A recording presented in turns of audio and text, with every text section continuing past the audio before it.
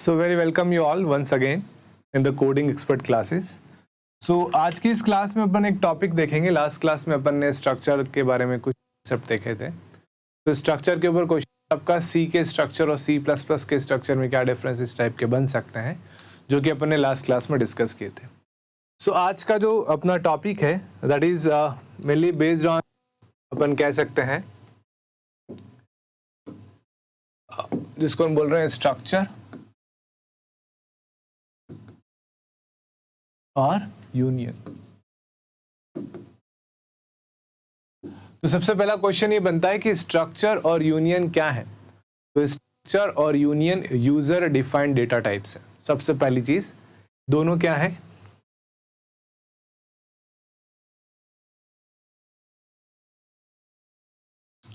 ये भी user defined है, ये भी यूजर डिफाइंड है. पहला पॉइंट. दूसरे पॉइंट की बात करें तो जब अपन स्ट्रक्चर यूज करते हैं तो अपन कीवर्ड यूज करते हैं जिसका नाम है स्ट्रक्ट, और जब अपन यूनियन यूज करते हैं तब अपन कीवर्ड यूज करते हैं जिसका नाम है यूनियन. तो बेसिक डिफरेंस है, नाम से पता चल जाता है कि एक स्ट्रक्चर ले रहे हैं और एक अपन यूनियन ले रहे हैं. तीसरा सबसे इंपॉर्टेंट डिफरेंस ये अपन रखना है. ये डिफरेंस क्या है, देखिए यहां पर. यदि आप फॉर एग्जाम्पल, जैसे यहां पर मैंने बोल दिया कि यहां पर 4 स्टूडेंट हैं,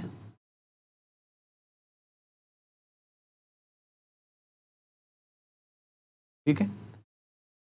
इन 4 स्टूडेंट के लिए आपको कुछ रिसोर्सेज अरेंज करना है, या मैं बोल दूं कि ट्रांसपोर्टेशन आपको अरेंज करना है.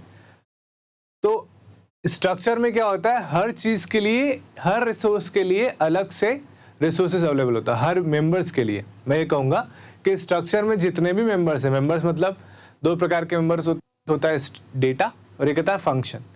सी का स्ट्रक्चर केवल डेटा को सपोर्ट करता है, जबकि सी प्लस प्लस का स्ट्रक्चर डेटा और फंक्शन दोनों को सपोर्ट करता है. अब यहाँ पे अगर अपन बात करें तो इसके लिए सपोज एक बाइक, इसके लिए एक बाइक ली, इसके लिए एक बाइक ली, इसके लिए एक बाइक ली. माना कि एक बाइक के ऊपर एक ही जना बैठ सकता है. लेट देम एज्यूम, अपन एज्यूम करके चलते हैं. तो टोटल अपने पास बाइक होगी 4 बाइक. मान लो 4 बाइक, कुछ भी मान लो, 4 बाइक अपने पास होगी. तो स्ट्रक्चर के अंदर जितने भी मेंबर्स होते हैं उन हर मेंबर्स के लिए अलग अलग रिसोर्सेज या एड्रेस या वेरिएबल स्पेस ऑक्यूपाई करता है. That is important thing. But in the case of union, union का नाम ही है एक साथ यूनियन, तो वो क्या करेगा, अलग अलग रिसोर्सेज ना करके एक कार ले लेगा, और उस कार की कैपेसिटी कम से कम 4 तो होगी. अब उससे होगा क्या, माना कि इन चारों स्टूडेंट को अलग अलग जगह जाना है, तो चारों एक साथ तो कार यूज कर नहीं सकते क्योंकि सबका डेस्टिनेशन अलग है. तो एक बार में एक दोस्त उसको यूज करेगा, उसका काम हो जाएगा, फिर दूसरा यूज करेगा, उसका काम हो जाएगा, फिर तीसरा यूज करेगा. So in the case we can say कि in the union the memory occupy by the union variable is equal to the size of maximum variable. Maximum variable मतलब हो सकता है यूनियन के अंदर आपका एक फ्लोट डेटा हो, वो आपका 4 बाइट ले रहा हो, जैसे अपन बात करें देव सी प्लस प्लस में. आपका इंटीजर हो जो 2 बाइट ले रहा हो, या फिर एक कैरेक्टर 1 बाइट ले रहा है. तो यूनियन क्या करेगा, 4 बाइट की साइज लेगा, क्योंकि इस 4 बाइट से मैं एक यूनियन का यूज भी, कैरेक्टर का यूज भी कर सकता हूँ क्योंकि वो 1 ही बाइट लेता है, वो 4 बाइट से छोटा है. इंटीजर का भी ले सकता हूँ क्योंकि वो 2 बाइट लेता है, वो 4 बाइट से छोटा है. तो यूनियन में क्या होता है, केवल सबसे बड़ी मेमोरी जो वेरिएबल ले रहा होता है उतना ही स्पेस ऑक्यूपाई होता है, और एक बार में केवल एक मेंबर उस वेरिएबल का यूज कर सकता है, उस साइज का यूज कर सकता है, फिर अगली बार दूसरा वेरिएबल यूज करेगा. So we can say separate memory, memory allocation, but memory allocated to the equal allocated is equal to, ऐसा लिख सकते थोड़ा सा इसको मैं करेक्ट कर देता हूँ ताकि आपको समझने में इजी हो. Memory allocated to the size of maximum variable size. जो मैक्सिमम वेरिएबल है, जो सबसे बड़ा वेरिएबल है, उसकी साइज के बराबर मेमोरी क्या होती है, एलोकेट होती है. चलिए, ये तो आपका थ्योरेटिकल कॉन्सेप्ट था. ये कुछ बेसिक डिफरेंस थे, जिसमें तीसरे नंबर का जो डिफरेंस है, that very important difference. Now go to the coding section and discuss each and everything one by one. Let's see coding में अपन क्या करेंगे. देखते हैं कोडिंग पार्ट को. और इस कोडिंग पार्ट में अपन देखेंगे कि किस तरीके से जो मेमोरी है आपकी अलग अलग तरीके से एलोकेट हो रही है. So I just open the simulator is Dev C plus plus. Simulator को मैं ऑन कर लेता हूँ. Dev C plus plus. और सिमुलेटर ऑन करने के बाद मैं अपनी लैपटॉप की स्क्रीन को ऑन कर देता हूँ. कैमरे की स्क्रीन को बंद कर देते हैं. लैपटॉप की स्क्रीन खुल चुकी है. नाउ देखिए, यहाँ पर अपन प्रोग्राम लेते हैं और फाइल न्यू. चलिए, एक सोर्स फाइल ले लिया अपन ने यहाँ पर. अब अपन एक प्रोग्राम बनाते हैं. Suppose hash include stdio.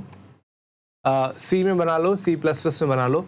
जैसे मैं अगर सी प्लस प्लस में इसको बनाऊं, IO stream using name space std. यहाँ पे एक स्ट्रक्चर लेते हैं, स्ट्रक्ट. जैसे नाम ले लिया स्टूडेंट, और इसमें कुछ वेरिएबल लेते हैं लाइक कैरेक्टर नेम. अपन ने ले लिया 10. फिर ले लिया मैंने इंटीजर रोल, और एक ले लिया मैंने फ्लोट. फ्लोट में अपन लिख सकते हैं परसेंटेज. परसेंटेज को इन शॉर्ट PER लिख दिया मैंने.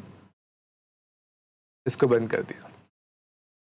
और यहाँ पे मैं लिखता हूँ इंट मैन. और यहाँ पे मैं वेरिएबल ले लेता हूँ. फॉर एग्जांपल यहाँ पे वेरिएबल ले लिया struct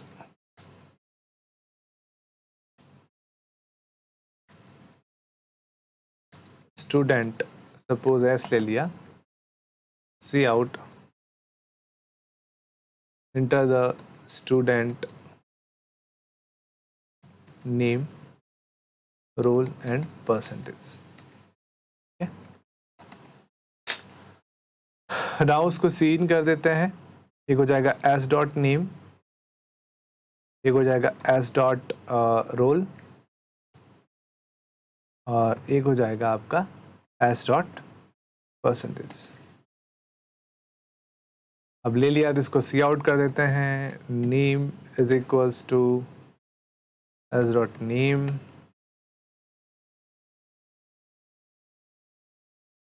indel c out role is equals to s dot role. Endl new line के लिए होता है, आपको पता होना चाहिए. सी आउट, देन यहाँ मैं लिखूँगा percentage is equals to s dot percentage. ठीक है, तो मैं एक बार सेव कर लेता हूँ. File save as, save it on desktop and the name is struct example. so compile करते हैं. IOSTREAM. फिर से कंपाइल करते हैं इसको.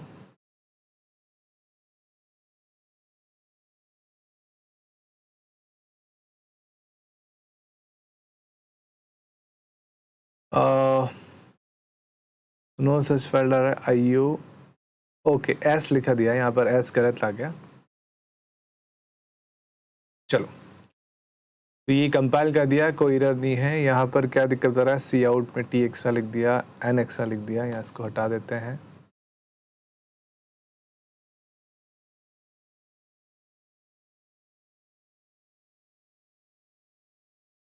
चलिए कंपाइल हो गया, इसको रन करते हैं।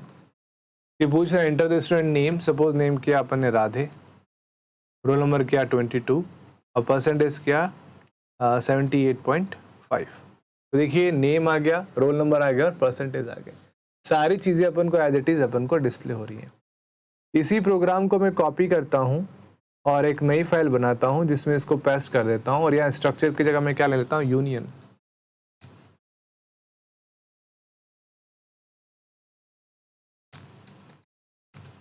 ठीक है, इसको मैं सेव करता हूँ, यूनियन कर दिया, इसको कंपाइल करते हैं और रन करते हैं। Enter the student name, suppose name student क्या राम, रोल नंबर किया सपोज 44, परसेंटेज किया 86.5। तो देखिए नाम में कुछ आ ही नहीं रहा है, रोल नंबर आ रहा है और परसेंटेज आ रहा है। ऐसा क्यों हुआ? ऐसा इसलिए हुआ है, आप अगर ध्यान से देखेंगे, चलो मैं बोर्ड पे जाके और बता दूंगा। ऐसा मेनली इसलिए हुआ है क्योंकि यूनियन जो है वो मैक्सिमम वेरिएबल के साइज के अकॉर्डिंग ही साइज बुक करती है। इसका क्या मतलब है समझाता हूँ, पहले इसको समझ लो। ये मेरा स्ट्रक्चर वाला प्रोग्राम था, इसमें मैं क्या करता हूँ, इन सब को मैं एक बार कमेंट डाल देता हूँ। इसको कमेंट कर दिया, इसको यहाँ तक कमेंट कर देता हूँ मैं, एक कमेंट कर दिया। नाउ एक आता है सी आउट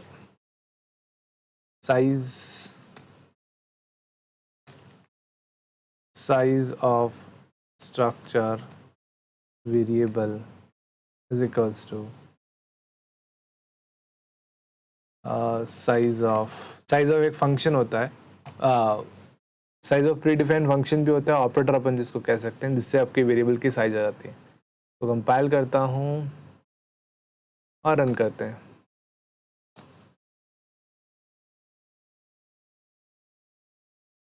तो देखिए इसकी साइज कितनी आ रही है, 20। अब 20 कैसे आ रही है, ये देव C++ इंटीजर के लिए 4 बाइट लेता है, फ्लोट के लिए भी 4 बाइट, 4 और 4 आपका 8 हो गया, और नेम के लिए आपका लेता है कैरेक्टर के लिए 10 बाइट, तो 10 ये हो गया।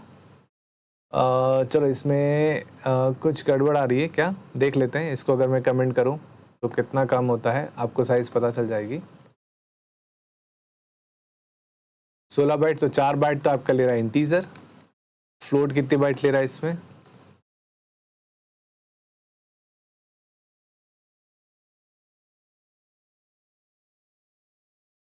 तो कंपाइल कर दिया, फ्लोट का लेते हैं अपन, 4 बाइट फ्लोट ले रहा है, तो 4 और 4 8 हो गया, और ये कितना ले रहा है आपका 8 बाइट, 8 और 8 16 हुआ, नहीं सॉरी 8 बाइट क्यों लिया। इसको रन करते हैं, देखो 8 बाइट किसका आया, 4 इंटीजर का 4 फ्लोट का, तो 4 और 4 8 हुआ, और ये 20 नहीं आना चाहिए, ये एग्जैक्टली आपका 18 आना चाहिए। कैरेक्टर आपका 10 ले रहा है, अगर कैरेक्टर में सिर्फ एक ही लूँ तो देख लेते हैं। देव C++ कंपाइलर थोड़ा अलग है, तो कभी ऐसा ले लेता है। तो यहाँ पर ये 2 बाइट एक्स्ट्रा ले रहा है, 4 बाइट ले रहा है ये, क्योंकि 4 और 4 8 तो ये हो गई है। इसको अगर मैं कमेंट करता हूँ, देखो सबकी साइज में आपको बता देता हूँ। इसको फिर रन किया मैंने, और इसको रन किया तो केवल 1 बाइट आ रहा है। तो 1 बाइट कौन ले रहा है आपका, 1 बाइट ले रहा है कैरेक्टर, एक कैरेक्टर 1 बाइट लेता है। इंटीजर पे से कमेंट हटाया मैंने, इसको कंपाइल करता हूँ, तो ले रहा 8। तो 8 को लेने का तुक नहीं है, क्योंकि 4 बाइट ही लिया, तो 4 और 1 5 होना चाहिए, पर ये 8 बता रहा है। तो it sometimes happen just because of we can say simulator, पर डोंट वरी, एक और सिमुलेटर मेरे पास है, उससे मैं आपको करके बताता हूँ। तो इट इज़ टर्बो C++ का सिमुलेटर है, और यहाँ पर मैं वही कर रहा हूँ, #include stdio.h, stdio.h और यहाँ पर हैश इंक्लूड conio.h और यहाँ पे मैं struct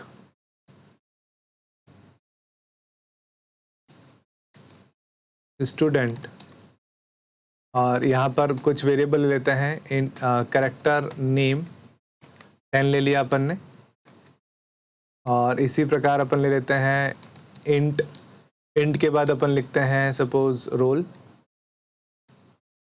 और यहाँ मैं लिखता हूँ फ्लोट में ले लेता हूँ मैं सपोज परसेंटेज। ठीक है, इसको बंद कर दिया। नाउ void मेन और इसको मैं यहाँ पे लेके वेरिएबल बनाता हूँ struct स्टूडेंट और यहाँ पर मैं लिख लेता हूँ स्टूडेंट का ऑब्जेक्ट बनाना है, एस ले लिया और यहाँ पे मैं printf कर देता हूँ इसकी size of variable is equals to size of S और ये साइज जो होता है वो अनसाइंड वेरिएबल होता है तो यहाँ पे मुझे लिखना पड़ेगा, चाहे तो %d लिख सकता हूँ मैं तो भी आ जाएगा और इसको बंद कर देता हूँ मैं। इसको मैं कंपाइल करता हूँ। ओके, गेट ch नहीं किया, गेट ch भी कर लेते हैं अपन और यहाँ गेट ch लगा देता हूँ मैं।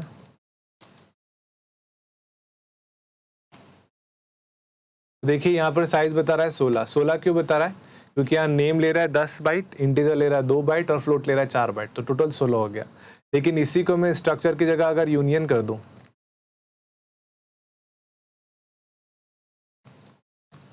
ठीक है, यूनियन कर दें और यूनियन में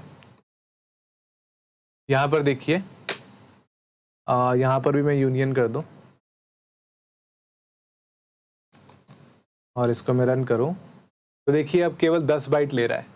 तो ये फर्क पड़ जाता है स्ट्रक्चर और यूनियन का। ठीक है, बोर्ड पे चलते हैं एक बार, चलिए। सो ये बेसिक डिफरेंस था स्ट्रक्चर और यूनियन का। जो बाइट ले रहा था इंटीजर 2 बाइट, फ्लोट 4 बाइट, तो 16 ले रहा था स्ट्रक्चर के केस में, लेकिन यूनियन के केस में केवल 10 ले रहा है। क्यों? क्योंकि यूनियन में केवल एक सबसे बड़ी मेमोरी रिजर्व होती है, जबकि स्ट्रक्चर में आपका जो सबसे जितने भी वेरिएबल्स हैं उनके सबके बराबर मेमोरी जो होती है वो अलोकेट होती है। So it is difference between structure and union. Next class में अपन देखेंगे machine learning, artificial intelligence, big data क्या होता है, इनके बारे में चीज़ों को डिस्कस करेंगे।